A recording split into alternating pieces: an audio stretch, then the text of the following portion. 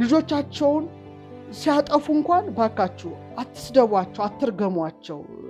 አጥንታቸው መስበር ማለት ነው። ካደጉ በኋላ በሽተኛ እንዲሆኑ ወይም በጣም መጥፎ ነገር ከርስ እርግማን መጥፎ ነገር ነው እና ለነፍስ ጣፋጭ ለአጥንትም ጤና ነው አለ።